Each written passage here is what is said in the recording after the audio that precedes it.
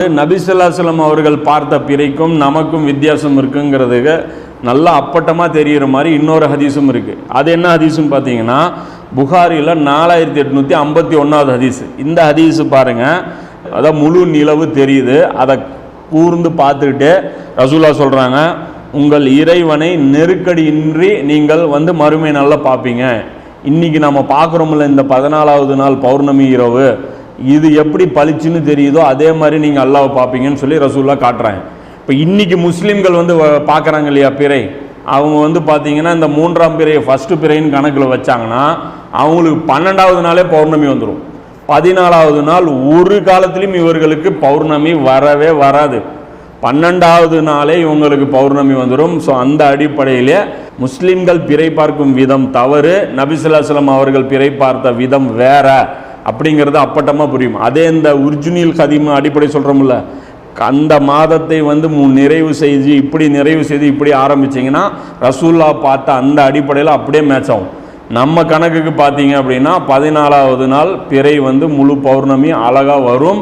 இன்னும் கூட பாருங்கள், இன்றைக்கி முஸ்லீம் அல்லாத சகோதரர்கள் இருக்காங்க இல்லையா, இந்த முதியவர்கள் இருக்காங்க இல்லையா, நம்ம இன்றைக்கி ரம்ஜான் முதல் நாளுன்னு சொல்கிறோம்ல, அந்த பிறையை பார்த்துட்டு நீங்கள் கேளுங்க, இது முதல் பிறையான்னு கேளுங்க, அவங்களே அழகாக சொல்லுவாங்க இது 3ஆம் பிறை, இது முதல் பிறை கிடையாதும்பாங்க.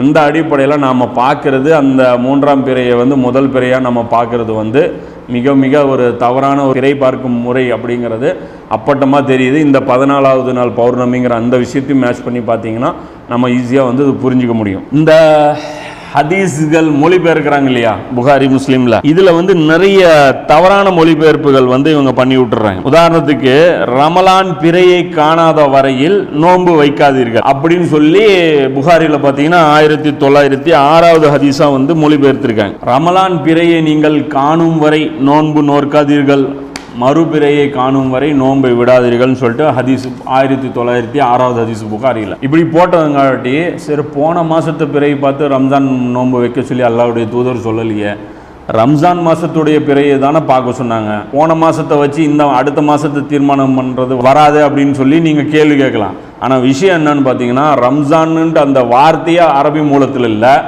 இவர்கள் மொழிபெயர்க்கிறவர்கள் போட்டிருக்காங்க. இதனால் ஏற்படுற குழப்பம், இல்லாத ஒரு வார்த்தை ஏன் போடணும், அப்படி போட்டால் ஒரு பிராக்கெட் வச்சியாவது போடலாம். இப்படி தான் நபி ஸல்லல்லாஹு அலைஹி வஸல்லம் அவர்களே சொன்ன மாதிரி அந்த தோற்றத்தில் அந்த வார்த்தையை போட்டதுனால ரம்ஜானுடைய அந்த மாதத்துடைய பிறையை பார்த்து தான் ரம்ஜானுக்குள்ளேயே நம்ம என்ட்ரி ஆகணும் அப்படின்னு தப்பாக விளங்குறாங்க. கிடையாது, நீங்கள் ரம்ஜானில் என்ட்ரி ஆகணும்னா ஷாபானுடைய பிறையை பார்க்கணும், நீங்கள் ஷாபானில் என்ட்ரி ஆகணும்னா ரஜபுடைய பிறையை பார்க்கணும். அப்போ முன்னாடி இருக்கிற பிறையை பார்த்து தான் நீங்கள் அடுத்த மாதத்தை தீர்மானம் பண்ணணும். இதுதான் யாசின் சூறாவில் வர்ற அந்த ஒரு குறிப்பு படியும் நாம் விளங்கி கொள்ள முடியுது. நபி ஸல்லல்லாஹு அலைஹி வஸல்லம் அவர்களும் பார்த்தீங்கன்னா போன மாதத்துடைய நாட்களை தான் கணக்கு போட்டிருக்காங்களே தவிர வர்ற நாட்களை வச்சு நபி ஸல்லல்லாஹு அலைஹி வஸல்லம் அவர்கள் கணக்கு போடலைங்கிறது இதிலேருந்து நம்ம எளிதாக புரிஞ்சுக்கணும். அதே மாதிரி இந்த ஹதீஸ்களில் நிறைய இவங்க சர்ச்சை பண்ணி ஒரு பெரிய டிபேட்டே போயிட்டுருக்கும்.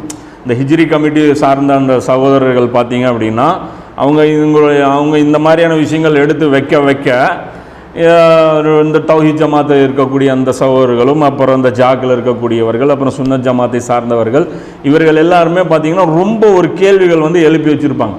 நிறைய அந்த கேள்விகள்லாம் இருக்குது. அப்போ அது எல்லாமே இந்த பயானில் நம்ம குறிப்பிட முடியாது, ஏன்னா இது நம்முடைய மெயின் டாப்பிக்கும் கிடையாது. ஆனால் அவங்க பார்த்தீங்கன்னா நிறைய இதுக்கெல்லாம் ஆன்சர் பண்ணியிருக்காங்க. அப்போ அதனால் இது சம்பந்தமாக வரக்கூடிய எல்லா கேள்விகளுக்கும் உங்களுக்கு விடைகள் அப்படின்னு பார்த்தீங்கன்னா ஹிஜ்ரி கமிட்டி சம்மந்தப்பட்ட அந்த யூடியூப் சேனலில் போனீங்கன்னா அங்கே தொடர்ச்சியாக அந்த பிளேலிஸ்ட்டில் பார்த்தீங்கன்னா உங்கள் கேள்வி அதில் ஆல்ரெடி இருக்கும். நீங்கள் புதுசாக எந்த கேள்வியும் கேட்டுற மாட்டீங்க. அதில் இயல்பாக எழுப்பப்படுற கேள்விகள் எல்லாத்தையுமே அவங்க அங்கே ஆன்சர் பண்ணியிருக்காங்க. நீங்கள் அதில் போனீங்கன்னா அதில் உண்டான எல்லா ரிப்ளையும் தெரிஞ்சிடும். ஒரு அடிப்படையான ஒரு மேலோட்டமான விஷயம் தான் நான் இதில் சொல்கிறேன். இன்னும் இதில் டெப்த்தில் நிறைய விஷயங்கள் இருக்குது. மேலோட்டமாக புரிஞ்சிக்கிறதுக்கு இவ்வளோ இந்த மாதிரியான விஷயங்கள் நான் சொல்கிறேன். இன்னும் உங்களுக்கு நிறைய டெப்த்து வேணும் அப்படிங்கும்போது நீங்கள் அது உங்களுடைய அந்த வெப்சைட்டில் போங்க, அங்கே அவங்க சகோதரர்களுடைய நம்பர்ஸ்லாம் கூட இருக்குதுன்னு நினைக்கிறேன். அப்புறம் அவங்களுடைய வெப்சைட்டும் இருக்குது, யூடியூப் சேனலும் இருக்குது. நீங்கள் அதில் எல்லாமே நீங்கள் அதில் ஃபாலோ பண்ணுங்கள். அப்போ அவங்களுடைய அந்த பேம்ஃப்ளெட் இருக்குது, நிறைய அந்த புக்ஸ் எல்லாமே அவங்க கூட எழுத்து வடிவத்தில் கூட அவங்க நிறைய அதெல்லாமே வெளியிட்டிருக்காங்க. ஸோ அதெல்லாம் பார்த்தீங்கன்னா உங்களுக்கு ஒரு கிளியர் பிக்சர் கிடச்சிரும். நான் இந்த நிலைப்பாடு இருக்கு இல்லையா, அந்த நிலைப்பாட்டை தான் நான் ஃபாலோ பண்ணிகிட்ருக்கேன். ஒரு 10-12 வருஷம் இருக்கும்னு நினைக்கிறேன். 10-12 வருஷமாக நம்ம இந்த நிலைப்பாட்டை தான் நம்ம ஃபாலோ பண்ணிகிட்டு இருக்கிறோம். இதுதான் வந்து உலகம் முழுவதும் கவர் ஆகக்கூடிய ஒரு சொல்யூஷன். இது தான் வந்து நபி ஸல்லல்லாஹு அலைஹி வஸல்லம் அவர்களுடைய அந்த வழிமுறையாகவும் இருக்குது அப்படிங்கிறது நமக்கு இதிலிருந்து புரிஞ்சிக்க முடியுது.